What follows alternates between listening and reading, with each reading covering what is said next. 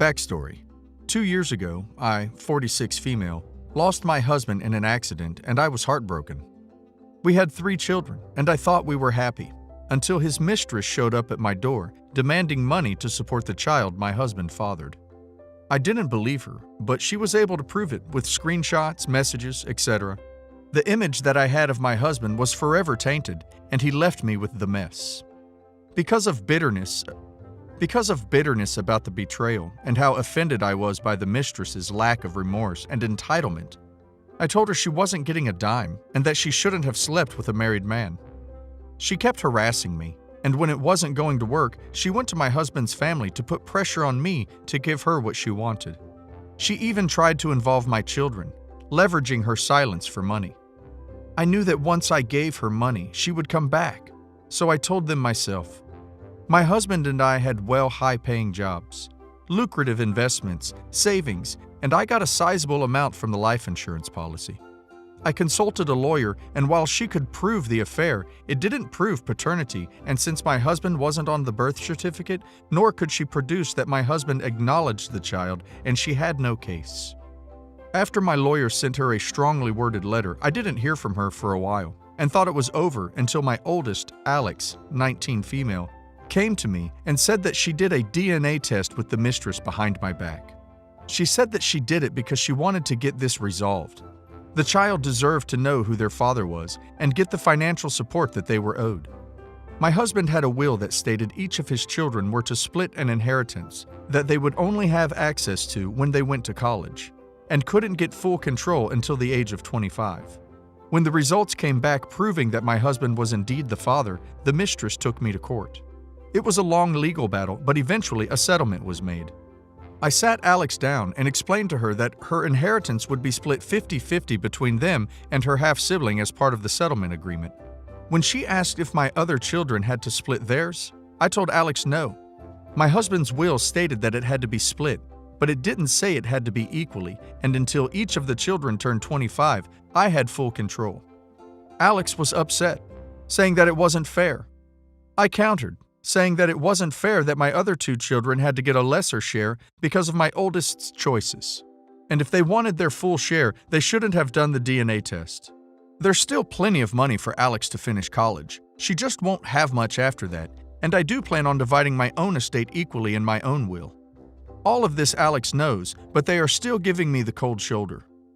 My own siblings think that it wasn't fair, and I'm punishing Alex for doing right by her half-sibling, but I don't see that way. Am I the a-hole? Update. I feel like I need to clarify some things. My other 2 children are Junior, 17 male, and Sam, 14 female. The half-sibling is now 5. When my husband drafted the will 10 years ago, he initially named just our children, but a friend of ours had an oops baby, so he changed it to be just his children in case we had another one. At least that's what he told me. After the mistress threatened to tell my children and I decided to tell them, I sat them all down and explained the situation. They were understandably devastated and asked if they really had another sibling. I told them that I didn't know and that if the mistress could prove it, she might get some money. I told them that if they wanted to know if they had a sibling or not, we could find out, but I made sure that they understood that their inheritance could be affected and other people might come out claiming the same thing and get more money. Initially, all of my children said that they didn't want to have to deal with that, and so I did everything that I could to protect them. But I guess Alex had a change of heart. Until the DNA test, I had no reason to believe that my husband's mistress was telling the truth and acted accordingly. I kept following my lawyer's advice, and if she wanted the money, the burden of proof was on her. While some of you might think I'm a total a-hole, please understand that my decision wasn't spiteful. If I really wanted to punish Alex, I would just tell them they weren't getting any more money since they already used some of it for their first year of college, so the guidelines of the will were technically already met. I still plan on leaving them an equal share of inheritance from my estate too. Since I told Alex what would be happening, she told her siblings and the house has been pretty tense. To try to make peace, I spoke to each of them for a one-on-one and as a group to figure out what to do next. I spoke to Alex first, and some interesting information was revealed that I'm very angry about. Apparently, the mistress created a fake profile account and manipulated my daughter into befriending her. After gaining my daughter's trust, She pretended that she was in a similar situation as her and said that the DNA test proved that there wasn't any paternity. When Alex went behind our backs, she thought that it would prove the mistress was lying to scam us. My son, Junior, 17 male, is furious that Alex went behind our backs and doesn't care why she did it and blames her for them being stuck with a half-sibling he doesn't want. My daughter Sam, 14 female, said she wishes she never knew the truth and is deeply upset. I asked my children that since they now know the truth, would they want a relationship with their half-sibling? Junior clearly wants nothing to do with the child and says that Alex should feel lucky he still considers her as a sister. Sam says she doesn't want to, and I feel it's because she's in denial and wants to live life pretending that her father was perfect. Alex admits that she is curious, but never wants to see or hear from the mistress ever again, so she doesn't think a meeting will ever be possible. I proposed family therapy, and while my girls are open to it, my son says that therapy is only for people who have something broken in them, and that he's not broken, is now happy that his father is dead, and wants to change his last name as soon as he turns 18. I'm not going to force him, but I do hope he changes his mind one day. Edit. For clarification, because I keep seeing this, before I made my first post, before I told Alex what was going to happen with her share of the trust, the settlement was already finalized, so there is no still cutting because it's already done. Technically, I could go back and renegotiate the terms of the settlement, but the mistress could try and come back for more money. Initially, she wanted the entire life insurance policy, 50% of the trust for just her child, and 50% of my husband's savings. Her argument was that since I was still working and had a high-paying job, my children and I didn't need the money, and she was a struggling single mother. I'm honestly getting exhausted with everything to deal with that woman anymore, and don't want to spend more on legal fees. Edit 2. I have not now, nor have I ever blamed Alex for her father cheating on me. That is ridiculous, and I don't know how people are coming to that conclusion, especially when I never said that was her fault. Edit 3. I've come to the realization that some people believe that Alex is getting absolutely nothing, which isn't true. There's still plenty of money from the trust for her to finish college.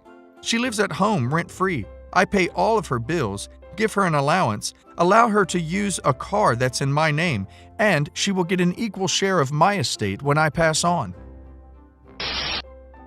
If ever there was a prize for the most horrible way to learn of your significant other's affair, I would probably win it and be in its Hall of Fame.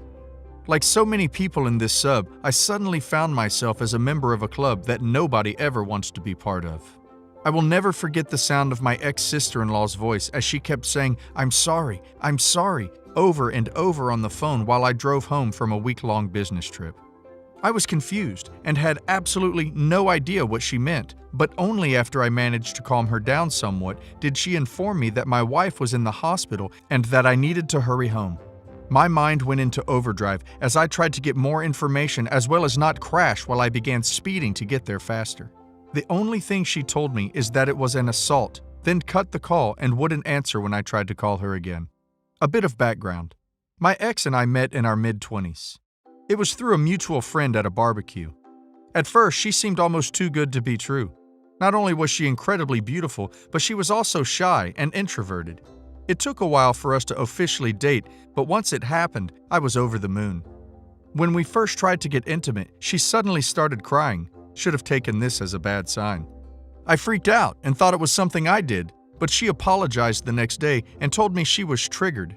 As it turns out, 2 years before meeting me, she was in a long-term relationship with a guy that was abusive both emotionally, physically, as well as mentally. He would degrade her during their moments of intimacy, then apologize afterward. She had a flashback, but reassured me it had nothing to do with me, so we took things slow, as she was still in therapy. It was tough, but because I loved her, I believed once we got over this, it would make our relationship stronger, and for a while, it honestly appeared that way. Fast forward another year and we'd gotten engaged. First-time intimacy also happened during this stage. I was fortunate enough to be able to buy a house for us courtesy of inheritance from my late uncle. Things were going great, and I half-seriously suggested we plant a peach tree, important later on, to signify new beginnings, and she was all for it. We were wedded not long after that, and quite frankly, it was absolutely amazing. Of course, we had our normal ups and downs like every married couple, but I considered us more lucky because she always made it a point to never go to bed upset with each other, and she would always point out gently if I did anything to upset her. Sometime later, life basically happened, and I was promoted at my job. It meant more pay, but it also meant I would be traveling more for work conferences and business meetings. I noticed she had been getting down a lot more and wasn't being as intimate as before. She would keep her phone close to her and even stop gently addressing things that upset her. I tried to talk to her about it, but she assured me that she was fine and that this was a phase she was going through, and having no reason not to trust her, I let it go. She would sometimes go to her sister's place and spend the night, telling me she just needed a bit of girl time with her sister. The day I got that fateful phone call was the day she was meant to be keeping her sister company again. I remember rushing into the hospital, barely breathing and frantically asking about my wife when world's most understanding and patient police officer sat me down to explain what happened. He told me he was a friend of my sister-in-law, and he happened to respond to a domestic disturbance call. He arrived on the scene to find a couple fighting. The supposed boyfriend was on top of the female, her, and she was screaming, trying to scratch him. This didn't make any sense to me because, 1, this had nothing to do with my wife because we're married. And 2, literally everyone who knew my wife knew she wouldn't do that. He gave me a knowing look and placed his hand on my shoulder, then told me to be very calm because said girlfriend was actually my wife. If it weren't for the severity of the situation, I would have laughed in his face, but something in the way he said everything made me believe him. I then was ushered in by a nurse to see my wife, and what greeted me to this day I still can hardly find the words to describe it. I just stood there for what seemed like an eternity, then a doctor came in and explained her injuries to me. The jaw was slightly fractured. Her left eye was completely swollen shut and had massive bruising, covering half of her face as well as 3 broken ribs. The doctor dropped another news and told me she was pregnant. I still couldn't understand how this happened. Then I caught sight of her sister. She at first tried to avoid me, but at the persuasion of her police officer friend, she told me what she knew. It turns out, my wife's ex had gotten in contact with her 5 months ago. He was doing his redemption pyramid step thing where he would apologize to people he has wronged in order to clear his karma. Anyone else BS meter going crazy right now? They began talking more, then he convinced her to meet up for coffee and show her he was a changed man. Obviously, old feelings resurfaced, coupled with the fact that he appeared changed. Now it soon developed into an emotional affair. My wife approached her sister for advice, who told her to take things slow and just get it out of her system if she needed to, which then led to a physical affair 3 months later. She actually told my wife that she should at least make peace with her ex, in whatever form it may be, and even offered to cover for my wife once in a while. My sister-in-law was in tears at this point and kept apologizing to me, saying that she didn't know about the abuse as my wife never told anyone other than me and her therapist at the time about it. I was numb. I just couldn't feel anything and was absolutely dumbfounded by my wife's actions. When my wife finally woke up, I was there, and she burst into tears upon seeing me. I spent the following months in zombie flight mode. There was individual counseling for her, as well as marriage counseling for us at the strong urging of her family. In counseling, she was surprisingly forthcoming about how it happened and how she absolutely hated herself for causing me pain. She mentioned how at one point on her way home from his place, she actually fantasized about driving into the river because she smelt like him and didn't want his scent to corrupt me. However, that made sense. She said she tried to end it but was too weak. And only after learning that she was pregnant that it actually woke her up and made her realize that any further contact with this man was toxic to not only her but the unborn child as well. Hence, went to end things in person for good when he snapped on her. She became a shell of herself and developed a phobia for any other males but me. At one point, she couldn't even use the bathroom at night unless I was holding her hand. Sad, right? After the baby was born, son by the way, we got a paternity test, and he was mine. But the more time I spent with her, the more I realized I didn't hate my wife. I actually loathed her. I couldn't see the woman I married, but instead saw his leftovers each time I looked at her. I decided to leave because I was afraid I'd do something I'd regret and be exactly like her abusive ex. She begged me not to leave and even made the ridiculous offer of giving me a hall pass, as well as slapping her if I wanted to. I knew at this point I had to get out. She was actually very generous during the divorce. She moved back into her parents and signed a very well thought out co-parenting plan issued by the courts. Moving forward 3 years later, and I meet my now fiance by chance. I was in a bookstore with a buddy of mine and we were discussing Egyptian mythology when this beautiful woman approached me to correct me on my pronunciation of the Egyptian gods and cities. Needless to say, immensely impressed by not only her understanding, but also by the fact that she is Egyptian herself. We exchanged numbers, which eventually led us to dating. When I finally proposed to her, it was actually in front of the peach tree I had planted years ago.